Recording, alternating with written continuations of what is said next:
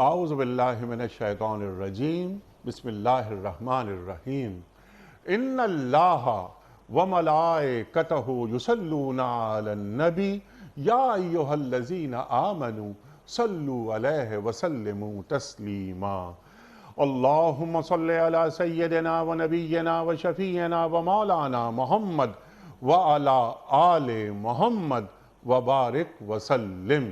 محترم خواتین حضرات، السلام علیکم۔ پیام صبح کے ساتھ ایک بار پھر حاضر میں ہوں آپ کا میزبان انیق احمد۔ روزانہ آپ کی خدمت میں حاضر ہوتے ہیں، قرآن کریم کی ان آیات کے تعلق سے اپنے معزز علماء سے سیکھ رہے ہیں کہ جن آیات میں اللہ تعالیٰ کا اسم گرامی موجود ہے اور اللہ تعالیٰ جمیع انسانیت سے مخاطبت کر رہا ہے، جینے کا طریقہ سکھا رہا ہے کہ باوقار انداز میں کیسے جیا جاتا ہے۔ لیکن خواتین و حضرات، آپ اور ہم جانتے ہیں کہ بعض آیات میں اللہ تعالیٰ نے مخاطبت صرف اہل ایمان سے فرمائی ہے۔ آج کی آیت سورہ انفال کی آیت نمبر 24 اللہ تعالیٰ اہل ایمان سے مخاطبت کر رہا ہے۔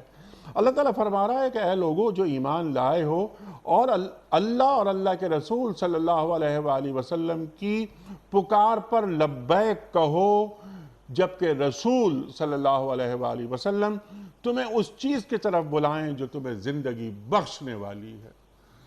اللہ اکبر۔ اللہ تعالیٰ کی پکار پر لبیک کہنے سے کیا مراد ہے؟ یعنی اللہ تعالیٰ کی اور اللہ کے رسول صلی اللہ علیہ وآلہ وسلم کی پکار پر لبیک کہنے سے جو چیز ہمیں حاصل ہوتی ہے وہ زندگی ہے۔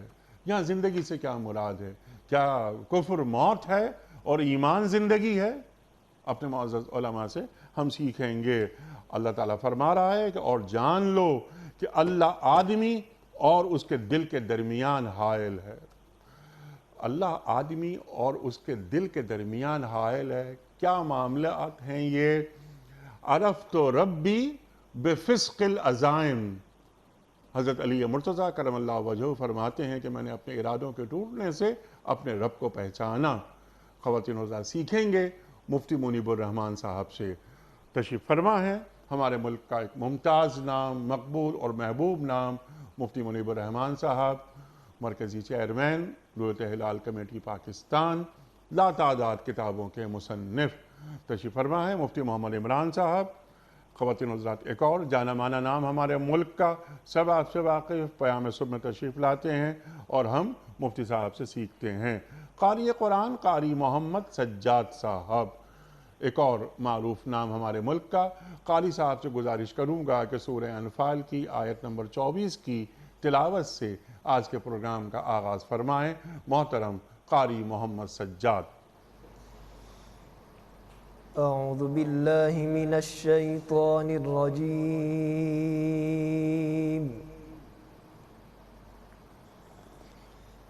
بسم اللہ الرحمن الرحیم،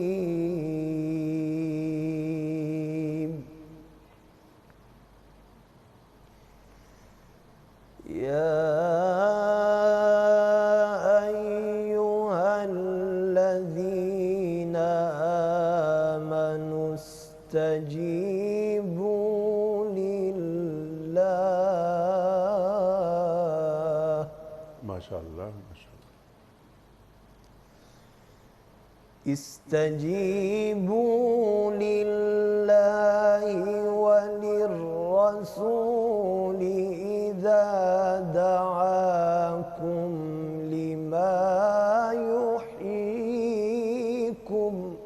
سبحان اللہ سبحان اللہ، واعلموا ان اللہ یحول بین المرء وقلبہ، اللہ اکبر اللہ اکبر،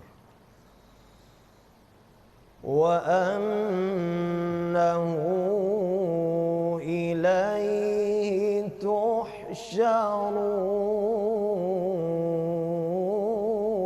سبحان اللہ سبحان اللہ۔ بسم اللہ الرحمن الرحیم،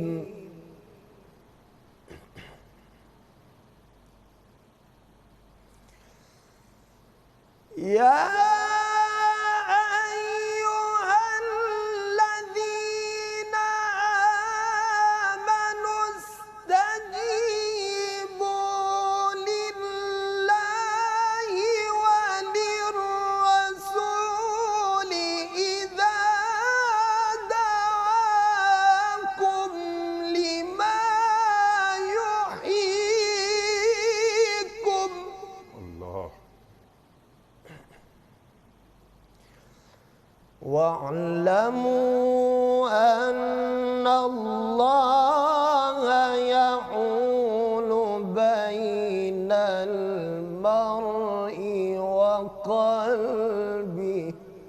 سبحان اللہ وأنه إليه تحشرون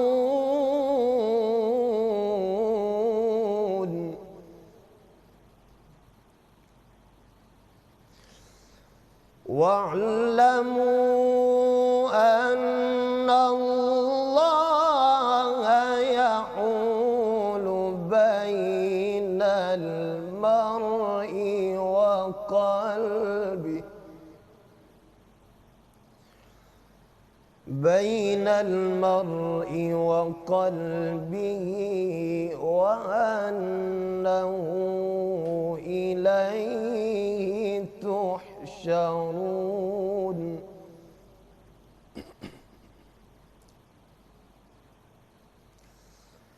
واعلموا أن الله يحول بين المرء وقلبه وأنه إليه تحشرون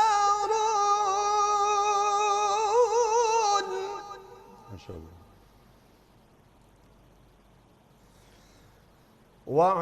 واعلموا أن الله يحول بين المرء وقلبه وأنه إليه تحشرون صدق الله العظيم شکریہ سجاد صاحب سبحان اللہ جزاک اللہ قاری سجاد صاحب نے سورہ انفال کی آیت نمبر 24 کی تلاوت کی سعادت حاصل کی ترجمہ پیش کر رہا ہوں اے لوگو جو ایمان لائے ہو اللہ اور اس کے رسول صلی اللہ علیہ وآلہ وسلم کی پکار پر لبیک کہو جبکہ رسول صلی اللہ علیہ وآلہ وسلم تمہیں اس چیز کی طرف بلائیں جو تمہیں زندگی بخشنے والی ہے اور جان رکھو کہ اللہ آدمی اور اس کے دل کے درمیان حائل ہے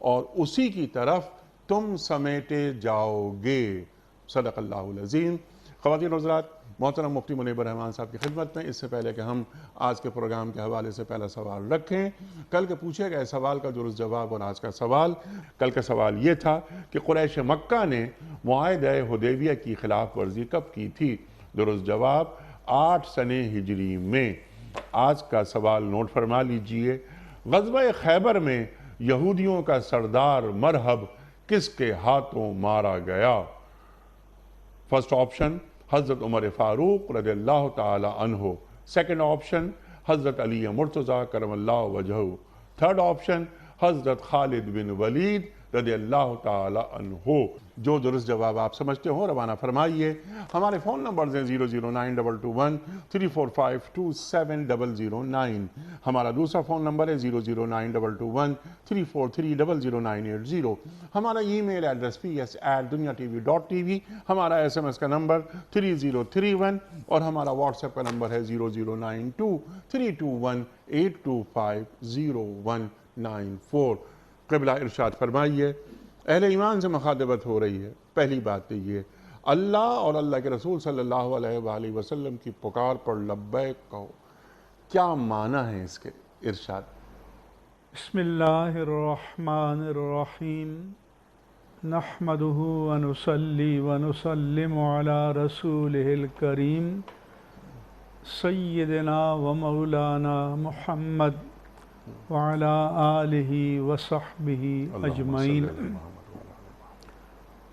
علی قیمت صاحب ایک تو خطاب اہل ایمان سے ہو رہا ہے جی کلمہ استجیبو ہے لیکن اس کے معنی عجیبو مراد ہیں کہ جواب دو جو تم سے کہا جائے۔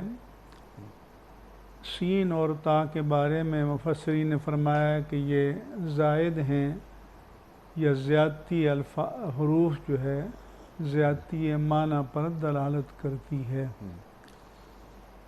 اجابت کے معنی ایک تو یہ ہوتے ہیں کہ کوئی بلائے تو بندہ کہے کہ میں حاضر ہوں، اور ایک معنی یہ ہوتے ہیں کہ جس کام کے لیے بلائے اس کام کو کر کے دکھائے۔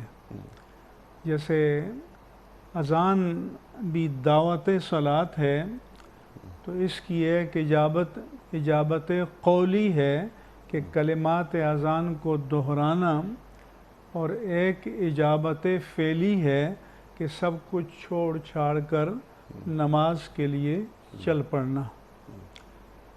تو اللہ تبارک و تعالیٰ نے اس آیہ مبارکہ میں اہل ایمان سے فرمایا کہ اللہ اور اللہ کے رسول کی پکار پر لبیک کہو، حاضر ہو جاؤ۔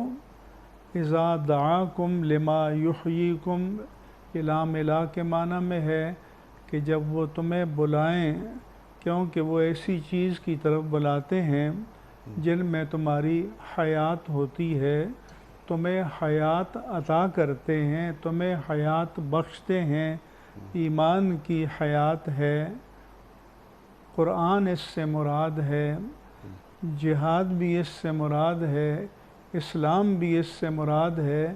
اس کے مفسرین نے تمام معنی کا احاطہ کیا ہے۔ اس کی شان نزول میں صحیح بخاری کی حدیث ہے، ابو سعید بن المعلیٰ، اور سنن ترمذی میں حدیث ہے ابی ابن کعب کے حوالے سے رضی اللہ عنہما۔ یہ دونوں صحابی، اور ہو سکتا ہے کہ یہ الگ الگ واقعات ہوں۔ یہ نماز پڑھ رہے تھے، حضور تشریف لائے اور بلایا کہ ابو سعید، یا بلایا کہ ابی، تو فوراً وہ جواب نہ دے سکے کیونکہ وہ نماز میں مشغول تھے۔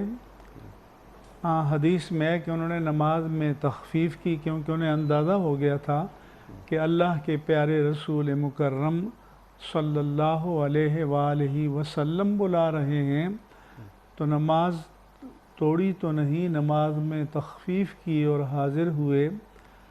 تو حضور نے فرمایا کہ تم فوراً کیوں نہ چلے آئے؟ انہوں نے عرض کی کہ ہم نماز پڑھ رہے تھے۔ آپ نے فرمایا کہ تمہارے پاس اللہ کا یہ حکم نہیں آیا کہ یا ایھا الذین آمنوا استجیبوا للہ وللرسول، کہ اہل ایمان جب اللہ اور اس کا رسول بلائیں تو پھر فوراً چلے آؤ، لبیک کہو۔ جی، انہوں نے عرض کیا کہ آئندہ ایسا نہیں ہوگا اور فوراً لبیک کہیں گے، یعنی ان کے ذہن میں یہ تھا کہ نبی کے بلاوے پر نماز توڑی نہیں جا سکتی، اور جلدی نماز پڑھ کے وہ حاضر ہوئے۔ لیکن اس آیت نے پیغام دیا کہ بندہ نماز میں ہو اور اللہ کا نبی بلائے تو اسے نماز وہیں چھوڑ کر چلے آنا چاہیے۔ اللہ اکبر۔ اور علماء نے لکھا کہ وہ چلے آئیں، حضور جو کام کہیں، جو بات کہیں وہ سنیں، وہ پوری کریں، اور پھر دوبارہ جا کر نماز وہیں سے شروع کریں جہاں سے سلسلہ ٹوٹا تھا۔ عام ضابطہ یہ ہے کہ کسی سے نماز میں کلام کی جائے تو نماز ٹوٹ جاتی ہے، یا نماز سے نماز پڑھنے والے کا سینہ قبلے سے پھر جائے تو تب بھی نماز ٹوٹ جاتی ہے۔ جی، مگر علماء نے فرمایا کہ یہاں نماز نہیں ٹوٹتی، خواہ قبلہ سینے سے پھر جائے، خواہ چل کر تم اللہ کے رسول کے پاس آؤ، کیونکہ نماز تب ٹوٹتی ہے جب تم نماز کو چھوڑ کر غیر نماز کی طرف جاؤ، عبادت کو چھوڑ کر غیر عبادت کی طرف جاؤ، تو نبی کے بلاوے پر جانا یہ عبادت کو چھوڑ کر عبادت کی طرف جانا ہے۔ لہذا یہ ضد نماز نہیں ہے، یہ روح نماز ہے، یہ جوہر نماز ہے، تو تمہیں فوراً نبی کے بلاوے پر آنا چاہیے تھا۔ سبحان اللہ۔ یہاں تک کہ صحیح بخاری میں حضرت عیسیٰ علیہ السلام کی شریعت کے ایک عابد تھے جریج نامی، وہ نماز پڑھ رہے تھے، انہوں نے الگ سے ایک اپنا کچا سا گرجا یا معبد بنا رکھا تھا، اس میں اپنی نماز پڑھتے تھے۔ ماں بلانے آ گئی، جریج وہ نماز میں کھڑے تھے، انہیں دل میں کہا کہ یا ربی امی اور صلاتی، یا اللہ اب کیا کروں، ادھر ماں بلا رہی ہے، ادھر نماز پڑھ رہا ہوں، نماز توڑ نہ سکے۔ نماز توڑنے کے بعد یاد نہ رہا کہ ماں بلانے آئی تھی، پھر نماز میں مشغول ہو گئے۔ اچھا، پھر ماں بلانے آئی جریج، تو پھر وہ نماز میں تھے، انہوں نے یا ربی امی اور صلاتی، یا اللہ اب کروں تو کیا کروں، ادھر تیری نماز پڑھ رہا ہوں، ادھر ماں بلا رہی ہے۔ چنانچہ وہ نہ گئے، نماز پوری ہونے کے بعد بھول گئے، دوبارہ ماں آئی تو اس نے بد دعا دی کہ اللہ تمہیں بدکار عورتوں کے ساتھ ملامت کرے۔ چنانچہ آخر کار یہ عتاب ان پر آیا۔ اللہ۔ تو اس سے معلوم ہوا کہ دین مسیحی میں ماں کے بلاوے پر فرض نماز کو بھی توڑ کر جانا ضروری تھا ماں کے بلاوے پر۔ ہماری شریعت میں اگر ماں بلا رہی ہے تو فرض نماز توڑ کر تو نہ جائے، نفل نماز پڑھ رہا ہے تو نفل نماز توڑ دے، جا کے ماں کی بات سنے، ان کی فرمائش پوری کرے اور نماز اثر نو پڑھے، کیونکہ نفل نماز جب نیت کر لیتا ہے بندہ تو وہ واجب ہو جاتی ہیں، لہذا کسی وجہ سے نفل نماز شروع ہونے کے بعد توڑ دیے ہوں تو نفل دوبارہ پڑھنے پڑیں گے۔ تو ایک بات تو یہ معلوم ہوئی کہ اور یہ کئی فقہا کا مسلک ہے کہ اللہ کے نبی اگر نماز کے دوران بلائیں تو فوراً جاؤ، لبیک کہو، فرمان رسول کی تعمیل کرو اور پھر آ کر نماز کو وہیں سے شروع کرو جہاں سے سلسلہ موقوف ہوا تھا، نماز ٹوٹے گی نہیں۔ اس میں یہ بتایا کہ حضور نے فرمایا کہ اللہ تعالیٰ نے مجھے قرآن کی ایک عظیم صورت عطا فرمائی ہے جو سب المثانی بھی کہتے ہیں اس کو، مراد سورہ فاتحہ ہے، اس کی جلالت کے بارے میں آپ نے ان حضرات کو بتانا تھا، اور اس ضمن میں ہمیں یہ مسئلہ بھی معلوم ہوا۔ دوسرا مسئلہ یہ معلوم ہوا کہ داعی میں دو کا ذکر ہے، استجیبوا للہ وللرسول، تو عربی زبان کے قاعدے کے مطابق تو کہ اذا دعواکم، جب وہ دونوں تمہیں بلائیں، لیکن آگے صیغہ مفرد کا ہے اذا دعاکم، جب وہ ایک تمہیں بلائیں، ادھر داعی اللہ بھی ہے، داعی اللہ کے رسول بھی ہیں۔ پھر اللہ فرماتا ہے کہ جب وہ رسول تمہیں بلائیں، اس سے معلوم ہوا کہ اگر اللہ کی دعوت بھی ہے تو رسول کے واسطے سے آئے گی، اللہ اکبر، اگر اللہ کا فرمان بھی ہے تو وہ رسول کی زبان مبارک سے پہنچے گا۔ لہذا نبی اور اللہ کا بلاوا یہ دو نہیں ہیں، یہ ایک ہی ہیں۔ نبی کا بلانا اللہ کا بھی بلانا ہے، نبی کا بلانا نبی کا بھی بلانا ہے، اور پھر فرمایا کہ تم کیوں چلے آؤ فوراً، اذا دعاکم لما یحییکم، تمہیں ایسی چیز کی طرف بلاتے ہیں کہ جن میں تمہارے لیے حیات ابدی ہے، حیات دائمی ہے۔ بعض نے کہا کہ یا ایمان مراد ہے، تو کچھ نے کہا کہ یا ایھا الذین آمنوا سے تو خطاب کیا گیا ہے، تو پھر ہم کہیں گے کہ وہاں نفس ایمان ہے، اور پھر نبی جب بلائیں تو پھر کمال ایمان کی طرف بلائیں سبحان گے۔ اللہ سبحان اللہ۔ اسی بات کو ذرا سے لے کر آگے چل رہے ہیں مفتی صاحب، کیا من یطع الرسول فقد اطاع اللہ، کیا اچھی بات آپ نے فرمائی کہ یہاں پر اللہ بلا رہا ہے اور اللہ کے رسول بلا رہے ہیں صلی اللہ علیہ وآلہ وسلم۔ رسول کی پکار پر چلے آنا ہے، لبیک کہنا ہے، کیونکہ تمہیں زندگی عطا ہو رہی ہے۔ کیا اللہ اور اللہ کے رسول صلی اللہ علیہ وآلہ وسلم کی فرما برداری کا نتیجہ زندگی ہے؟ اور اس زندگی سے کیا مراد ہے جو اللہ تعالیٰ یہاں بیان فرما رہا ہے؟ کس زندگی کی بات ہو رہی ہے؟ کہ مجموعی جو ہمارا دستور حیات ہے اس کی بات ہو رہی ہے، جو ہمارا دین، ہمارا ایمان، یہ مجموعی دستور حیات یا حیات کو دستور دیا جا رہا ہے؟ الحمدللہ رب العالمین، نحمدہ و نصلی علی رسول الکریم، اما بعد۔ انیق صاحب، بنیادی ساری باتیں مفتی صاحب نے وضاحت کر دی ہے۔ اب یہ جو لما یحییکم کی بات ہے، اس کے اوپر مفسرین نے جو مختلف معنی بیان کیے ہیں، مفتی صاحب نے اس کی طرف بھی اشارہ فرما دیا، لیکن دو معنی بڑے اہم ہیں، کیونکہ آپ کے سوال کے اندر جب یہ بات آتی ہے کہ اصل میں اس سے ابدی حیات پوری انسانیت کی ہے یا شخصیت کی ہے یا فرد واحد کی ہے، اس سے کیا مراد ہے، تو اس وجہ سے علماء کرام نے دو معنی کے اوپر بالخصوص زور دیا ہے۔ ایک معنی تو وہ ہے کہ امر بالمعروف و نہی عن المنکر، کہ حضور علیہ الصلوۃ والسلام کی جو دعوت تھی اس کے اندر عمل بالمعروف تھا اور نہی عن المنکر تھا، کہ لوگوں کو حق کی طرف بلائیں، سچائی کی طرف بلائیں، اچھائی کی طرف بلائیں، اور بری باتوں سے روکنا شروع کر دیں۔ اس کا مطلب یہ ہے کہ جب یہ چیز بالعموم پورے معاشرے کے اندر پھیلے گی تو اس سے فقط فرد کی اصلاح نہیں ہوتی بلکہ پورے معاشرے کی اصلاح ہوتی ہے۔ جب ہر بندہ اللہ اور اس کے رسول کا نائب بن کر، خلیفہ بن کر اس پیغام کو عام کرتا ہے اور لوگوں میں خیر کی بات کو پھیلاتا ہے اور برائی کی باتوں سے لوگوں کو روکتا ہے، تو اس سے پورے معاشرے کو زندگی مل جایا کرتی ہے۔ دوسرا ایک معنی جس کی طرف مفسرین نے بہت زیادہ زور دیا ہے، وہ معنی اس چیز سے جہاد کا لیا ہے، اور اس کے اندر جہاد بالقول بھی ہے، بالفعل بھی ہے، اور قلم سے بھی ہے، اور ظاہر ہے تلوار سے بھی ہے، بالسیف بھی ہے۔ اس کی وجہ کیا ہے کہ جب ہم حق کی سربلندی کے لیے کوشش کرتے ہیں، حق کی سربلندی کے لیے جد و جہد کرتے ہیں، تو اس کا فائدہ یہ ہوتا ہے کہ اسلام ہمیں جو جہاد کی تعلیمات دیتا ہے اس میں ہمیں یہ سکھاتا ہے کہ جہاد کا مطلب دوسرے کو جا کر فقط تکلیف یا اذیت پہنچانا نہیں ہے، بلکہ وہاں پر اللہ اور اس کے رسول کے دین کا نفاذ پہنچانا ہے اور دین کا پیغام پہنچانا ہے، تاکہ ان لوگوں کو بھی ابدی اور دائمی زندگی حاصل ہو سکے۔ کیونکہ شریعت اسلامی کے اوپر عمل کرنے والا، جس طرف آپ نے اشارہ فرمایا، وہ ہمیشہ زندہ رہتا ہے۔ اس کا مطلب یہ ہے دنیا میں بھی زندہ رہتا ہے، اور جب مرنے کے بعد کی اس کی زندگی آتی ہے جو قبر اور آخرت کی منازلیں ہیں، اس کے اندر بھی اللہ رب العزت اس کو زندگی عطا فرما دیتا ہے۔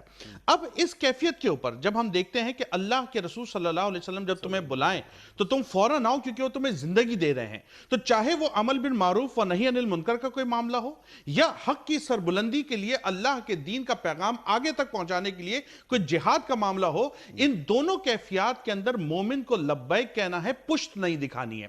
پھر ایک نقطہ جو اس میں اضافی ہے، جس کی طرف اہل تصوف بالخصوص گئے ہیں، انہوں نے یہ وضاحت کی ہے کہ ادھر اگر ہم تمام حضور علیہ الصلوۃ والسلام کی سنتوں کو لے لیں اور مکمل دین کے پیغام کو لے لیں، جس کو الحق بھی کہا جا سکتا ہے، تو جب بندہ اس کو اپنا لیتا ہے تو پھر اللہ رب العزت اس کو دل کی زندگی عطا فرما دیتا ہے۔ جس طرح حدیث شریف کے اندر آتا ہے، نبی علیہ الصلوۃ والسلام نے فرمایا، مثل الذی یذکر ربہ والذی لا یذکر مثل الحی والمیت، کہ جو لوگ اللہ کا ذکر کرتے ہیں اور جو ذکر سے غافل ہیں، ان کی مثال زندہ اور مردہ کی سی ہے۔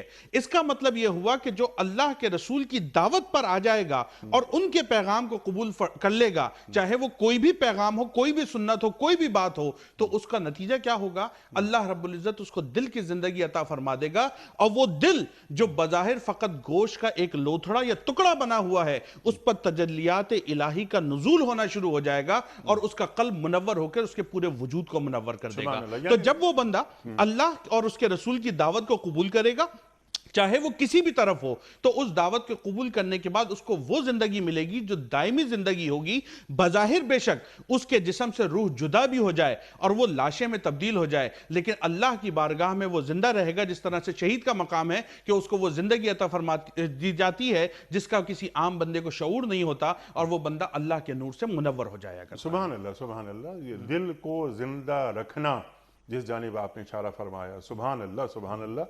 دل پر مردنی طاری نہیں ہوتی اس شخص کی جو اللہ اور اللہ کے رسول صلی اللہ علیہ وآلہ وسلم کی پکار پر لبیک کہتا ہے، زندگی عطا ہوتی ہے۔ زندگی یہ دنیاوی زندگی، روحانی زندگی، پھر دنیا میں بھی یعنی سماجی زندگی، سیاسی زندگی، معاشی زندگی، گویا اللہ اور اللہ کے رسول صلی اللہ علیہ وآلہ وسلم کی اطاعت و فرما برداری، لبیک، پکار پر لبیک کہنا، یہ ہمیں ہر طرح سے زندہ رکھتی ہے، ہر میدان میں زندہ رکھتی ہے۔ یہ شخص کو بھی زندہ رکھتی ہے، یہ معاشرے کو بھی زندہ رکھتی ہے، قوموں کو بھی زندہ رکھتی ہے اور ملت کو بھی زندہ رکھتی ہے۔ اب صرف چھوٹا سا سوال میری آپ کی خدمت مؤدبانہ، اگلا حصہ تو بہت اہم ہے کہ اللہ بندے اور اس کے دل کے درمیان رہتا ہے، لیکن اس آیت کو ہم پہلے حصے کو ہم جوڑ رہے ہیں حالات حاضرہ سے۔ کیا ہم من حیث الامہ یا من حیث الریاست یا انفرادی حیثیت میں اللہ اور اللہ کے رسول صلی اللہ علیہ وآلہ وسلم کی پکار پر لبیک کہہ رہے ہیں، جس کا تقاضا کیا جا رہا ہے تاکہ ہمیں زندگی عطا ہو؟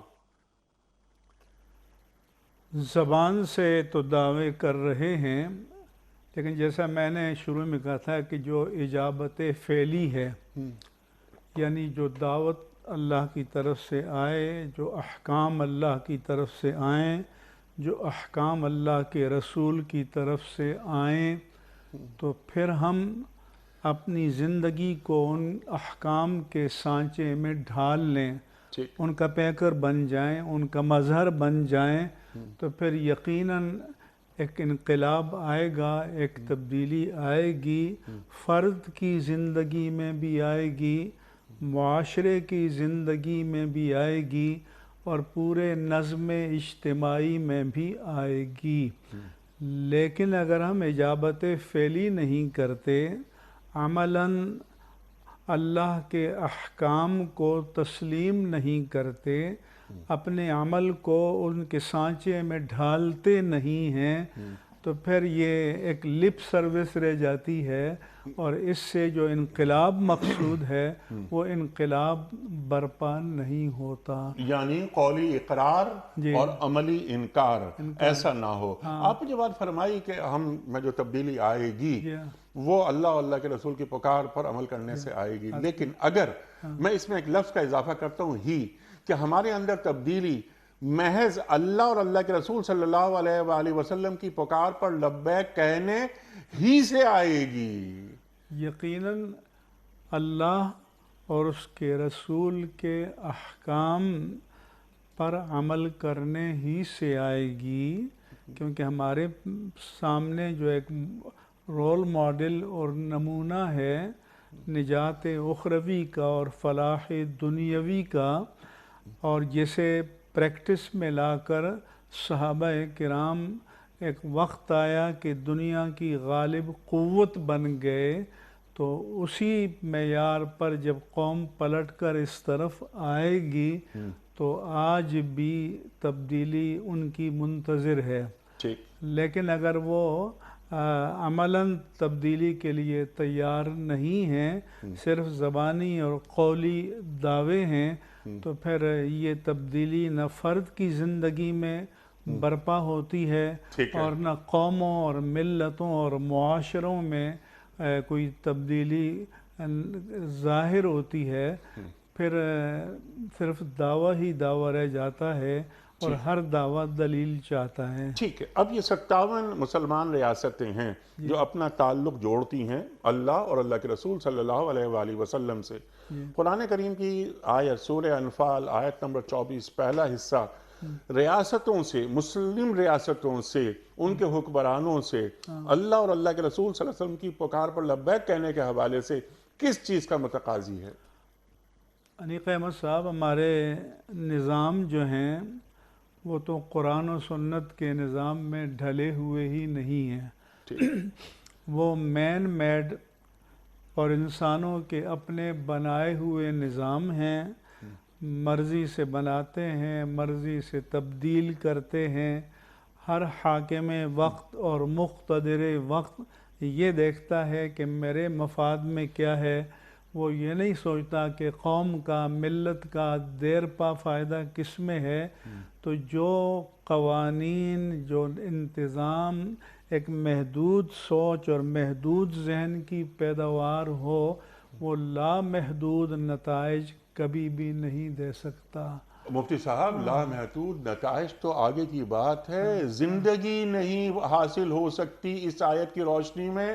مفتی صاحب نے فرمایا کہ دل زندہ نہیں رہ سکتا۔ بالکل نہیں رہ سکتا، اس لیے تو جگہ جگہ کفار کو اموات سے تشبیہ دی ہے۔ تو یہاں جب حیات سے حیات ایمانی مراد ہو، تو جو حیات ایمانی سے محروم ہوں گے تو وہ حقیقی حیات سے متصف نہیں ہو سکتے۔ حیوانی حیات چلتی رہے گی، لیکن ایمانی حیات، عرفانی حیات، جو مومن کی حیات ہے، تو وہ ان کی لذت اسے نصیب نہیں ہوگی، نہیں ہو سکتی۔ تو حیات، آپ نے کہا نا کفار اموات سے تشبیہ دے رہا ہے اللہ تعالیٰ قرآن کریم میں۔ یہ بہت بڑا موضوع، لیکن آپ نے بنیادی جو ایک مغز ہے وہ آپ دونوں حضرات نے عطا فرما دیا۔ اب جو اللہ تعالیٰ جو بات فرما رہا ہے اسی آیت کے دوسرے حصے میں کہ اللہ تعالیٰ انسان اور اس کے دل کے درمیان حائل رہتا ہے، کیا ہمارا دل اللہ کے تصرف میں ہے؟ اور یعنی محسوس یہ ہوتا ہے کہ ہمارے ارادے بعض اوقات دھرے کے دھرے رہ جاتے ہیں، کہ تم سوچتے ہو لیکن وہ کہتے ہیں نا کہ مین پروپوزز گاڈ ڈسپوزز، یعنی پھر حضرت علی کا قول یاد آتا ہے، کرم اللہ وجہہ کا، عرفت ربی بفسق العزائم، میں نے اپنے ارادوں کے ٹوٹنے سے اپنے رب کو پہچانا۔ یہاں اللہ کیا فرما رہا ہے، ذرا کھولیے۔ دیکھیں انیس صاحب، اس کی تو بہت طویل تفسیر ہے، میں مختصر چند ایک باتیں وقت کے ساتھ عرض کرتا ہوں۔ سب سے پہلے تو ایک بڑی خوبصورت اس آیت کریمہ میں جس طرف اشارہ ہو رہا ہے نا، وہ یہ ہے کہ حضرت انسان کا قلب اس کے قابو میں نہیں ہے۔ یہ بنیادی بات ہے جو ہمیں سمجھنی چاہیے، ٹھیک ہے نا۔ ایک تو یہ جسم ہے، اور ایک جسم کے اندر موجود وہ قلب ہے، وہ گوشت کا لوتھڑا ہے، ٹھیک ہے نا۔ اب حدیث شریف کے اندر جو اس کے بارے میں تمام باتیں وضاحت کی گئی ہیں کہ وَإِذَا صَلَحَ صَلَحَ الْجَسَدُ كُلُّهُ، اس کی اصلاح ہوگی تو فرد کی اصلاح ہوگی، ٹھیک ہے نا۔ وَإِذَا فَسَدَتْ فَسَدَ الْجَسَدُ كُلُّهُ، پورا فساد ہی ہو جائے گا۔ اب ہمیں دیکھنا یہ ہے کہ اللہ فرما رہے کہ اس قلب کے اوپر جو تصرف ہے، اس بندے کے دماغ اور دل کے درمیان میں اللہ حائل ہے۔ اب علماء نے اس کی جو مختلف تفاسیر بیان کی ہیں، اس میں ایک قول تو یہ ہے کہ اگر وہ مومن ہے تو مومن کو کفر کی جانب جانے سے روکنے میں اللہ حائل ہوتا ہے۔ اور اگر کوئی ایسا کافر ہے جس نے اللہ کے دین کا اس حد تک مذاق اڑایا کہ وہ ختم اللہ علی قلوبہم کے درجے تک پہنچ گیا کہ اللہ نے اس کے دل کو مہر لگا دی، تو اب پھر کفر سے اسلام کی طرف آنے میں اللہ کا حکم وہاں پر حائل ہو جاتا ہے۔ لیکن اس کے اندر وہ حدیث شریف جس کی اندر نبی علیہ الصلوۃ نے وضاحت کی کہ آپ نے ارشاد فرمایا کہ بندہ مومن کا قلب اللہ رب العزت کی انگلیوں کے درمیان ہوتا ہے۔ فرمایا اللہ رب العزت جب چاہتا ہے اس کو پلٹ کر اپنی جانب کر لیتا ہے، اور جب چاہتا ہے اس کو اپنی جانب سے پھیر دیتا ہے۔ ایک بزرگ کے بارے میں بڑا خوبصورت یہ قول مشہور ہے کہ جب آپ سے سوال پوچھا گیا کہ اللہ کی معرفت کے حصول میں مشکل کیا ہے، تو آپ نے اسی حدیث کو نقل کیا اور فرمایا بیٹا اگر اللہ نہ چاہے تو لاکھ نمازیں پڑھ لے، لاکھ روزے رکھ لے، لاکھ ذکر اذکار کر لے، اگر اللہ نہ چاہے تو اس کی قرب، اس کی محبت اور معرفت کو نہیں پا سکتا۔ تو کہا حضرت پھر اس میں آسانی کیسے ہو سکتی ہے؟ آپ نے فرمایا کہ جب بندے کا دل اللہ کے ہاتھوں میں اور اس کی انگلیوں کے درمیان ہے، تو جن لوگوں کے قلب کو اللہ نے اپنی جانب پھیرا ہوا ہے تو ان کے ساتھ ہو جا، اللہ تیرے دل کو بھی اپنی جانب پھیر لے گا۔ یعنی وہ علماء، وہ اہل دین، وہ ائمہ اور وہ اولیاء اور مشائخ جو اللہ کی طرف آلریڈی لگے ہوئے ہیں، اس کی طرف ان کا قلب مڑا ہوا ہے، جب بندہ ان کی صحبت کو اختیار کرتا ہے تو بندے کا قلب اس طرف مائل ہو جاتا ہے۔ اسی لیے حدیث شریف میں آتا ہے کہ نبی علیہ الصلوۃ والسلام کی ایک دعا تھی جو آپ اکثر فرمایا کرتے تھے، یا مقلب القلوب ثبت قلبی علی دینک، کہ اے دلوں کو پھیر دینے والے میرے قلب کو اپنے دین کے اوپر استقامت عطا فرما، ثابت قدمی عطا فرما۔ پھر ایک دوسری دعا جب فرماتے تھے اللہم مصرف القلوب، کہ اے دلوں کو تبدیل کر دینے والے، اللہم صرف قلبی الی طاعتک، کہ اے میرے رب میرے دل کو اپنی اطاعت کی طرف راغب فرما دے۔ یہ وہ تعلیم تو جو نبی علیہ السلام اکثر اپنے صحابہ کرام میں بیان کرتے تھے، اور ام سلمہ رضی اللہ تعالیٰ عنہ فرماتی ہیں میں اکثر دیکھتی تھی کہ نبی علیہ السلام اس دعا کا ورد فرمایا کرتے تھے۔ اس کا مطلب یہ ہوا کہ نبی علیہ السلام امت کی تعلیم کے لیے لوگوں کو یہ بات بتایا کرتے تھے کہ تمہارے دل کے اوپر تصرف حقیقتاً اللہ کا ہے، جب اس کے اندر شیطان کوئی غلط باتیں ڈالتا ہے تو تم اللہ کی پناہ میں آ جاؤ، یہ دعائیں مانگتے ہوئے کہ اے میرے رب میرے دل کو اپنی اطاعت پہ استقامت عطا فرما، اور میرے رب اگر میرا دل تیری جانب سے پھرا ہوا ہے تو اس کو اپنی جانب موڑ دے، تو تم اللہ کی پناہ میں آ جاؤ گے، کیونکہ تمہارے اور تمہارے قلب کے درمیان اللہ کا حکم وہ حائل رہتا ہے۔ تو اس آیت کا مطلب یہ ہوا، اس حصے کا مطلب یہ ہوا کہ بندہ مومن اگر اپنے قلب کو اللہ کی جانب لگانا چاہتا ہے تو وہ اللہ کی پناہ میں ان دعاؤں کے ساتھ آ جائے تو اللہ رب العزت اس کو اپنی جناب کے اندر قبول فرما لیا کرتا ہے، اور پھر بندے سے وہ سارے کام آہستہ آہستہ صادر ہونے لگ جاتے ہیں جو اللہ اور اس کے رسول کی تعلیمات کے مطابق ہیں۔ اور جب اللہ رب العزت کی رحمت کی نظر اس کے قلب سے ہٹ جاتی ہے تو بندے کی کیفیت وہ ہوتی ہے جو آج ہم عمومی طور کے اوپر لوگوں میں دیکھ رہے ہیں کہ وہ اللہ کے ذکر سے غافل ہوتے ہیں، اس کی یاد سے غافل ہوتے ہیں، اور پھر وہ وقت آتا ہے کہ ایک وقت آتا ہے وہ دین سے بھی نکل جاتے ہیں اور اللہ کی تعلیمات سے بھی غافل ہو جایا گا۔ سبحان اللہ سبحان اللہ۔ ایک اور اس میں نکتہ کیا یہ ہو سکتا ہے کہ اس آیت کے اس حصے میں اللہ تعالیٰ اپنے بندے سے اپنے قرب کا اظہار کر رہا ہے کہ دیکھو میں تم سے کتنا قریب ہوں، تمہارے اور تمہارے دل کے درمیان میں حائل ہوں، نافرمانی کی طرف جاؤ گے تو کیا کروں گا، میں روک دوں گا، میں درمیان میں آ جاؤں۔ اور ایک بات اور، یہاں دل کو کیا عقل کے معنوں میں لا سکتے ہیں مفتی صاحب؟ حنیف احمد صاحب یہ مشکلات القرآن میں سے ہے ٹھیک کہ وَاعْلَمُوا أَنَّ اللَّهَ يَحُولُ بَيْنَ الْمَرْءِ وَقَلْبِهِ، ٹھیک جیسا کہ بتایا کہ ان قلوب بنی آدم بین اصبعین من اصابع الرحمن یصرفہ کیف یشاء، کہ بنی آدم کا قلب اللہ تعالیٰ کی 2 انگلیوں کے درمیان ہے، وہ جدھر چاہتا ہے پھیر دیتا ہے۔ حضرت ام سلمہ کہتی ہیں کہ حضور سے کہ آپ اکثر یہ دعا مانگتے ہیں کہ اللہم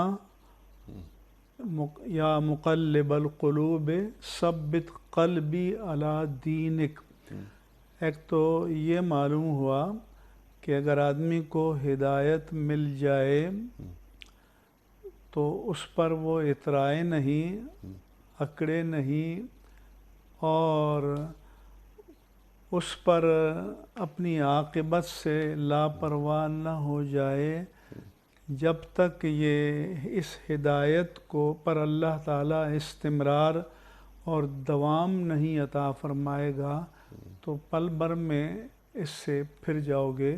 جیسے ربنا لا تزغ قلوبنا بعد اذ ہدیتنا وہب لنا من لدنک رحمتا انک انت الوہاب، کہ اے اللہ تو ہمارے دلوں کو بعد ازیں کہ تو نے ہمیں ہدایت دے دی کجی میں نہ ڈالنا۔ تو اس کا مطلب ہے کہ ہدایت یافتہ ہونے کے بعد بھی دلوں کے بہکنے کا، بھٹکنے کا، کجی میں جانے کا خدشہ باقی رہتا ہے۔ اگر اپنی ہدایت کو، فلاح کو، ایمان کو دوام دینا ہے تو اپنے دل کو اللہ کے قبضے میں دے دو، اس کی حفاظت میں دے دو۔ اب اس کے معنی تو یہ ہوئے جیسے بتایا کہ بھئی مومن، کیونکہ امام علیہ السلام نے ترجمہ کیا کہ اللہ کا حکم حائل ہوتا ہے کہ جو ایمان لے آتا ہے، ایمان پر ثابت قدم رہتا ہے، تو پھر اللہ کی سنت ہے کہ اس کی ایمان کی حفاظت کرے۔ جو اپنی مرضی سے کفر کی طرف چلا جاتا ہے، ضلالت کی طرف چلا جاتا ہے اور اس پر قانع ہوتا ہے، اس پر مطمئن ہوتا ہے، تو پھر سنت الہی یہ ہے کہ اسے اس کے حال پر چھوڑ دے۔ اسی چیز کو قرآن مجید نے ختم سے بیان کیا، ختم اللہ علی قلوبہم، طبع سے بیان کیا ہے، غشاوہ سے بیان کیا ہے، اغفال غافل کر دینے سے بیان کیا ہے، قساوت سنگ دل بنا دینے سے بیان کیا ہے، کہ پھر اس کی بدعمالیوں کے وبال کے نتیجے میں، یہ نہیں کہ کسی جبر کے تحت اللہ تعالیٰ نے اس میں سے خیر قبول کرنے کی استعداد کو سلب کر لیا ہے، ایسا نہیں ہے، بلکہ اس نے خود دعوت خیر کو اپنے آپشن سے اس نے رد کر دیا ہے۔ تو جیسے آپ نے فرمایا کہ بعض مفسرین نے فرمایا کہ یہاں اس سے تعقل بھی مراد ہے، اور وہ تعقل مراد ہے کہ جب انسان اللہ کی دی ہوئی عقل کو، فکر کو، دانش کو استعمال کر کے حق اور باطل میں تمیز کرتا ہے، حق و باطل سے ممتاز کرتا ہے، وہ پھر تمیز اس سے رخصت ہو جاتی ہے۔ تو وہ جو عقل سلیم کی، کیونکہ عقل کسی نہ کسی معنی میں تو موجود ہے، لیکن عقل سلیم کی جو سعادت اور نعمت ہے وہ اس سے محروم ہو جاتا ہے۔ اسی بات کو ایک حدیث پاک میں بیان کیا گیا کہ پوچھا گیا کہ ہم کیسے جانیں کہ ہم مومن ہیں یا نہیں، تو رسول اللہ صلی اللہ علیہ وسلم نے فرمایا اذا ساعت کا سیئتوں کا وسرت کا حسنتوں کا فانت مومن، کہ جب تم کوئی برا کام کرو تو وہ کھٹکے، وہ تمہیں مضطرب کرے، تم میں کڑن اور ایک چبن پیدا ہو، ایک بے چینی پیدا ہو، وَإِذَا سرت کا حسنتوں کا، جب نیکی کرو تو سرور آ جائے، روحانی خوشی ملے، تو سمجھو کہ تم مومن ہو، کہ تمہاری ٹیسٹنگ مشین صحیح کام کر رہی ہے، سبحان اللہ، کہ نیکی اور بدی میں تمیز کر رہی ہے۔ اور جب یہ تمہاری بدی تمہیں بری نہ لگے، تمہاری نیکی تمہیں اچھی نہ لگے، تو پھر سمجھ لو اس میں ماں کے فانت مومن، تم مومن ہو، کیونکہ ٹیسٹنگ مشین کام کر رہی ہے، کیونکہ ضمیر تمہارا زندہ ہے۔ لیکن اگر یہ ٹیسٹنگ مشین فیل ہو جائے تو پھر ضمیر مر جاتا ہے، پھر نیک و بد میں تمیز ختم ہو جاتی ہے۔ اور وَتَأْتُونَ فِي نَادِيكُمُ الْمُنْكَرَ، قوم لوط کے بارے میں کہا، اور آج بھی ایسے لوگ موجود ہیں کہ پھر وہ اپنی مجلسوں میں اپنے برائی کے کارناموں کو فخر کے ساتھ بیان کرتے ہیں کہ ہم نے کیا کمال کر دیا، اور ہم نے یہ کمال کر دیا، اتنے بندے ظلماً قتل کیے، اتنے مال لوٹ دیے، اتنی بد کرداریاں کی، یعنی اب ان کے نزدیک خیر اور شر میں تمیز نہیں، بلکہ شر ان کے لیے باعث تسکین و طمانینت بن جاتی ہے، اور دل مردہ ہو گیا، اور دل مردہ ہو جاتا ہے۔ وہ تعقل جو انسان کو عقل سلیم کی طرف لے جاتا ہے، وہ جو استعداد، وہ جو پوٹینشل اللہ تعالیٰ نے انسان کے اندر رکھی ہے، تو وہ سلب ہو جاتی ہے، یعنی وہ پوٹینشل خیر اور شر کے درمیان تمیز کی مفتی صاحب ایک بات اور ذرا ہم آپ سے سیکھنا چاہ رہے ہیں کہ اس کے معنی اگر ہم یہ لیں، جیسے آپ نے فرمایا کہ جب بھی نیکی کا خیال آئے تو فوراً کر لی جائے وہ نیکی، کہ کہیں ایسا نہ ہو کہ کیفیت تبدیل ہو جائے۔ بالکل، نیکی کا خیال آئے تو فوراً کر لینا چاہیے، اور بدی کو ٹال دینا چاہیے، بدی کو ٹال دینا چاہیے، فرائض کو فوراً ادا کرنا چاہیے، بلا وجہ ان میں تاخیر نہیں کرنی چاہیے، کیونکہ جب انسان فرائض کی ادائیگی میں کاہلی برتتا ہے تو منافقین کی یہ علامت بتائی کہ اذا قاموا الی الصلاۃ قاموا کسالی، کہ جب وہ نماز کی طرف کھڑے ہوتے ہیں تو بڑی کسل مندی کے ساتھ، بے دلی کے ساتھ، تساہل کے ساتھ، نہ چاہتے ہوئے، ولا یذکرون اللہ الا قلیلا، اور بس اٹھک بیٹھک کر کے اور پھر چل پڑتے ہیں اپنے کاموں کی طرف۔ تو جس کو نماز میں قرار نہ آئے، جس کو نماز میں لذت و سکون نہ آئے، تو اس کو بھی سوچنا چاہیے کہ کہیں پر کوئی نفاق کی کھوٹ تو نہیں اللہ شامل ہو گئی ہے. اللہ اکبر. اب یہ نفاق کی کھوٹ، وَإِذَا قَامُوا إِلَى الصَّلَاةِ قَامُوا كُسَالَىٰ، اللہ اکبر. منافقین کا عمل، الکساہٹ سے کھڑا ہونا، اللہ کا ذکر تھوڑا سا کرنا، وغیرہ وغیرہ. وقت ختم ہو رہا ہے پروگرام کا. آج ہم نے کیا سیکھا سورہ انفال کی آیت نمبر 24 سے؟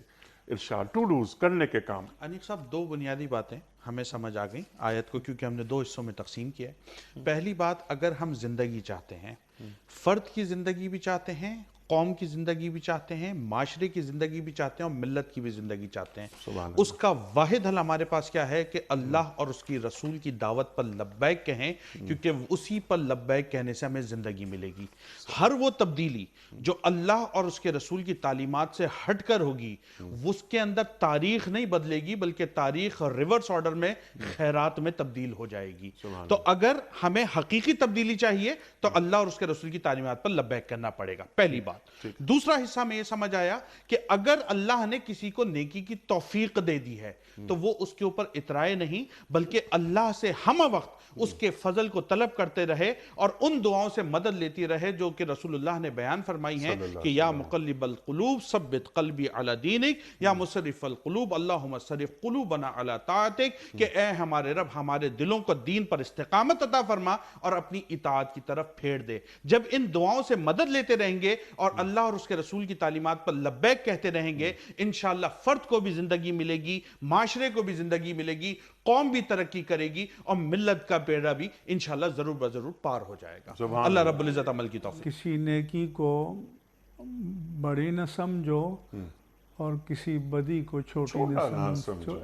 اگر تم نے نیکی پر کو بڑا سمجھا کہ میں نے بڑا ہے مالی حاصل کر لیا، تو پھر تمہیں قناعت پیدا ہو جائے گی. پھر جو نیکی کی طرف آگے بڑھنے کا ہے جذبہ وہ ختم ہو جائے گا، اور پھر پہلے تو بریک لگے گی، پھر ریورس گیئر لگ جائے گی. اسی طرح کسی بدی کو چھوٹا سمجھو گے تو پھر اگلے گناہ کی طرف جسارت پیدا ہوگی.